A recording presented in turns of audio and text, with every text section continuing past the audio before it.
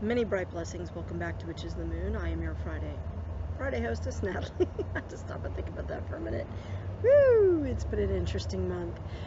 We are now into the month of November. We're coming very quickly to the end of this season.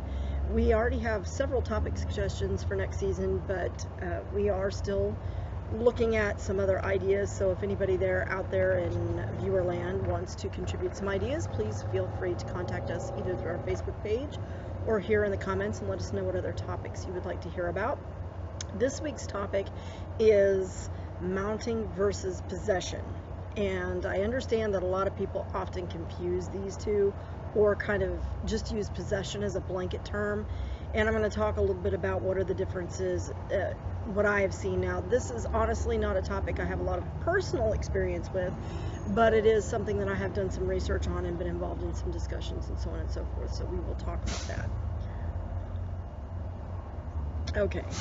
The key differences between the two topics are this, as far as what I have seen in the definitions and in the nomenclature.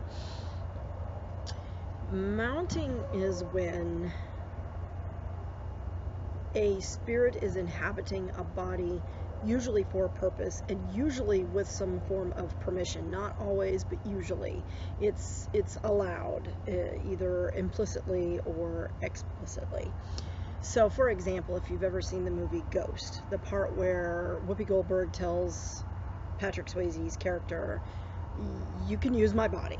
You go ahead, use my body, and he mounts her body to use her body in a way that he is able to connect with his fiancée, once again, because she can't see him. That would be an example of mounting versus your classic examples of possession like The Exorcist or The Last Exorcism, or, movies like that. So those would be examples of possession. So why do these two terms get confused? And I think Hollywood has a lot to do with that. The way that the spirit world is perceived in general, I think, has a lot to do with that. People assume that, a spirit taking over a body, you're being possessed. And that's not necessarily the case. So I would also say that I think a key difference is that sometimes you will see spirits possess, or entities possess an object.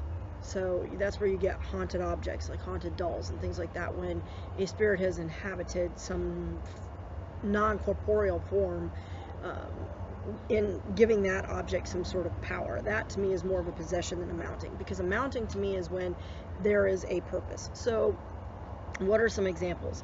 Well, I think that automatic writing is a good example of mounting, because obviously the spirit is trying to convey some sort of a message. It's not designed, or they're not doing it to permanently take over the body. I think that's one of the key differences too. So usually with permission would be a key difference between mounting and possession, with some form of purpose, trying to convey some message that cannot be conveyed without a corporeal body.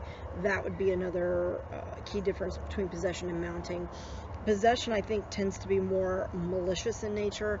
It's when this entity either is angry about no longer being alive, or not having a physical body, not being able to do certain things, and they want to take over a specific body. I think you see that. And I'm not necessarily talking about demonic possession. To me, that's something entirely different. And I'm going to get into that in just a minute. So those are some of the key differences. And I think a lot of the nomenclature just kind of gets mixed. We don't see a difference between them because it's not really discussed in terms of Hollywood. And that's where a lot of people in the general populace get their ideas about this kind of thing. A lot of what people learn about the occult is not through reading about the occult and learning from people that have experienced it, studied it, know about it, do it, practice it, but rather what they see in Hollywood. And I think that that's sometimes a good thing and sometimes very damaging, because I think that Hollywood has a tendency to make things a lot more grandiose than they are, and tends to kind of put their own spin, the director and the writers put their own spin on what they think something is. So you get a lot of their personal interpretation in that, and it's not necessarily accurate information. So it tends to perpetuate a lot of stereotypes, and I think that's something that you will see often in just kind of the general populace. If you talk to people about this kind of thing, a lot of people don't know the difference. If you say, what's the difference between mounting and possession, they're going to be like, what the hell is mounting? They may not even have heard the term. So that's kind of where I think some of that difference comes in. So let's talk a little bit about one of the things that I've seen come up in some of the discussion groups, some of the questions people have had is, do you feel that, or do you believe that mounting or possessions, either one, come from separate intellectual entities, separate entities with their own thoughts or thought forms or what have you, or do you think it comes from the lower subconscious mind? And I feel that this is an important discussion. I think it's a good question, and I think it depends on the situation, because I have seen, I have read about and I have heard of in discussions and things that I've studied through all the years of my life, that there are times when I think that it is a separate intellectual entity, specifically in the cases of possession, but not always. I think sometimes those things sort of manifest out of the lower subconscious, that perhaps something is so deep within that it's one of those things where the person is trying to bury it and it's sort of bubbling its way to the surface, and so you're seeing that in what some people would consider a possession. That idea is taking possession of the person and it's changing their personality or their being or what have you. Same thing for mounting. Perhaps there's some sort of deep-seated subconscious message that this person needs to get out. So in a way, it's like their own spirit is mounting their conscious mind and trying to get this message out, or to express their frustration with the situation or what have you. And I do see where that might occur. I think that there are definitely instances where it is from a completely separate intellectual entity, something, perhaps a person who's passed on, or some sort of a spirit that is trying to communicate and sees this person as a good method for doing so. So I really feel that it can be either. And my battery is dying, so give me just a second. I'm going to plug in my computer. I brought the cords, but silly me, I forgot to actually plug it in before I started this video, so I apologize. So I do think that it's possible, and that you have instances where perhaps it is coming from within the person themselves. And I think that there are times when I think that there are times when it is definitely something that is completely separate. And that would be like if you are dealing with someone who is perhaps a medium or a sensitive who's maybe doing some sort of a paranormal investigation, that kind of thing, and this person suddenly begins to speak through.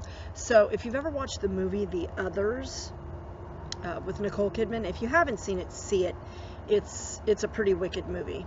It's a little slow going, but trust me, it's worth it. You need to watch it to the end. It's actually a really good movie.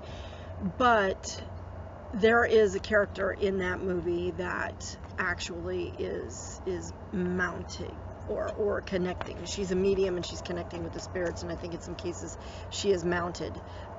But she's opening herself to that. So I think there are some cases where the permission is not explicit. They're not saying like Whoopi Goldberg did, go ahead, use my body, but they're opening themselves to that. And so by opening themselves to that, they allow it. And I think sometimes people do this without even realizing that they're doing it. Perhaps someone is mourning the loss of a loved one so badly, and perhaps that person has something that they need to convey that they were not able to convey in life, or they feel they need to convey now, and so they may mount a family member to manifest whatever message they need to say. I would say that for me, the key thing is that mounting is generally not something that's going to be permanent, so to speak.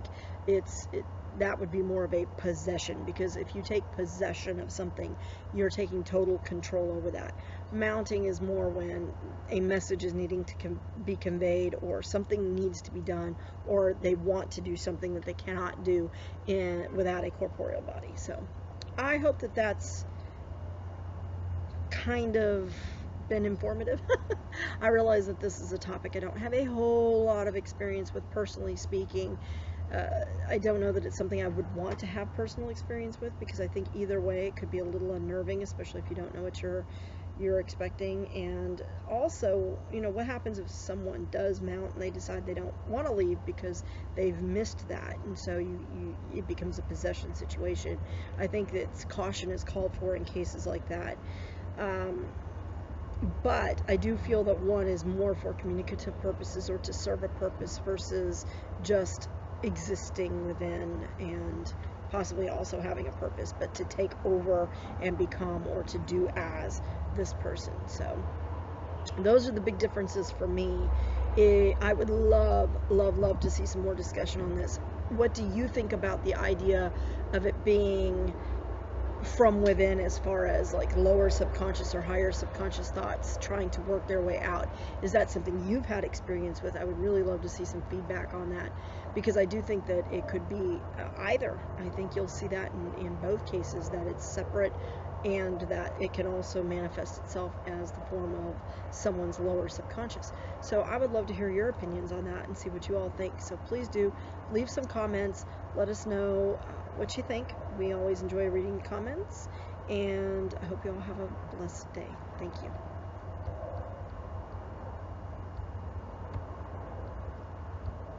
Okay, the camera doesn't want to stop.